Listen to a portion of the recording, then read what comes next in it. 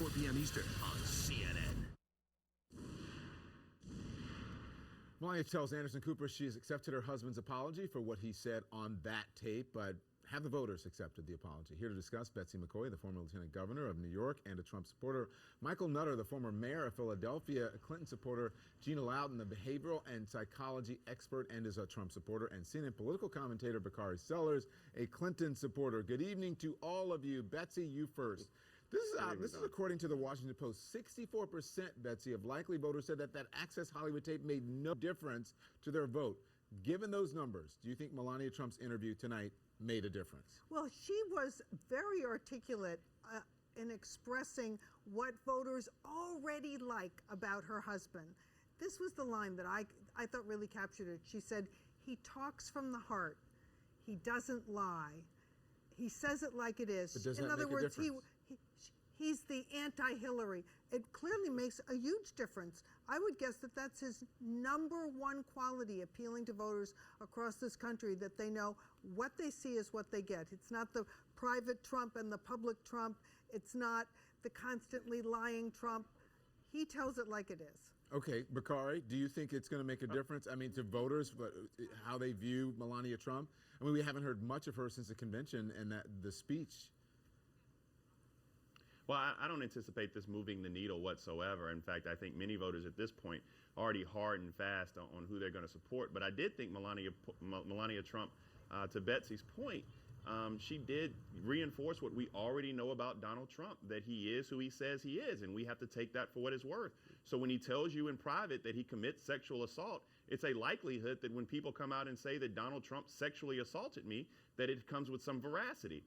And so I'm not sure it did anything today. I was really happy to see her. And one of the things that I won't do, which many Trump supporters do, is I will not get in the bedroom of Donald Trump and Melania Trump. I'm sure that she's apologized, and I hope they have a happy and healthy marriage. Yeah, you mean he's apologized, not she's apologized, right? He's apologized, Yeah, excuse me. When you're Correct. married, everybody apologizes. That's the deal.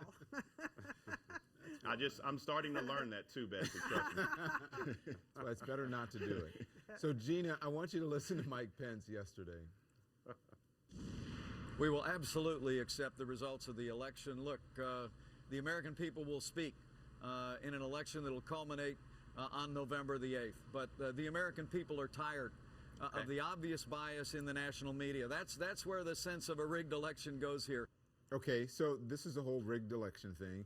At that same interview, as the same time, I should say, as that interview was going, Trump was in the middle of a tweet storm sowing doubt about the legitimacy of the 2016 race. Here's what he says: the election is absolutely being rigged by the dishonest and distorted media pushing crooked Hillary, but also at many polling places.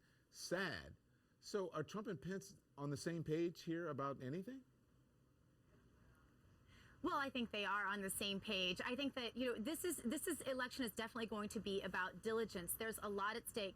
Mr. Trump, as an outsider, has taken on the entire establishment, not just in the Democrat Party, but also in the GOP, and also much of the media, who we all know doesn't like him very well. And so there's a lot for him to defend. I myself am originally from St. Louis, and I can tell you that we know there was fraud going on in St. Louis. Many, many people were, in fact, arrested for it. So it's something that I think all voters should be aware of. And I think Mr. Trump would be irresponsible to say that we weren't going to have poll watchers and things like that, for example. So I'm very glad that he's ahead of this. Listen, it's not a perfect system, but to affect a presidential outcome and the outcome of an election, the way that it's being framed, at least by Donald Trump, is that it's overwhelming.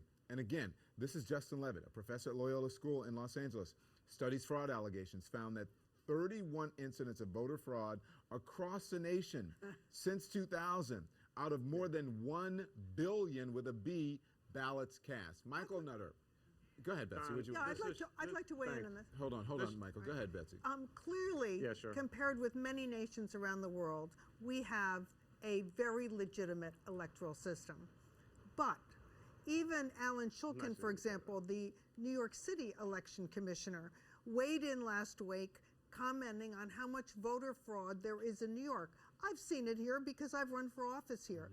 Polling places where the machines don't arrive till noon, for example. It happens.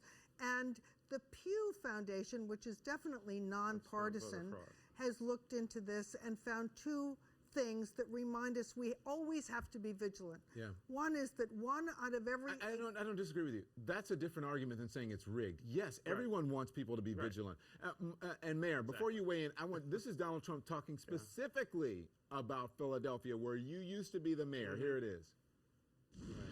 Philadelphia is one that's mentioned. I think Romney got no votes and McCain got no votes. I mean, like, no votes. And Philadelphia is certainly one. You look at what's going on in Chicago. You look at what's going on in St. Louis and many other cities. There's tremendous voter fraud. And how Republican leadership doesn't see that is beyond me. Okay, Giuliani made also similar statements. Tremendous voter fraud, Mayor. What do you think? It's complete nonsense. I'm quite sure that Mr. McCain and Mr. Romney got some votes in Philadelphia, but Philadelphia is a very heavily Democratic city. But to make blanket statements about Philadelphia or other cities across the country is really just ignorant and shows the novice that Mr. Trump is. He's acting like he's discovered this idea that candidates would have poll watchers.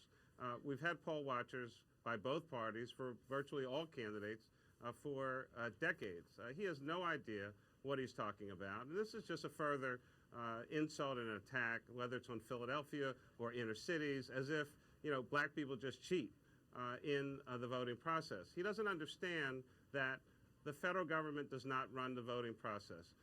The campaigns don't run the voting process. These are neighborhood people, many of whom are volunteers, working that 13, 14 hours a day from start to finish to make sure that the process runs smoothly. I do the same thing as a ward leader out in my own neighborhood. And so, again, he has no idea what he's talking about. There is not this massive conspiracy.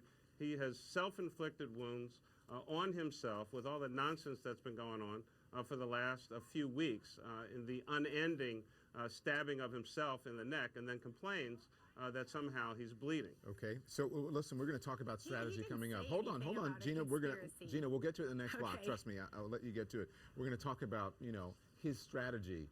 Someone should take a drug test, and if we have time, we're going to get to SNL as well. We'll be right back.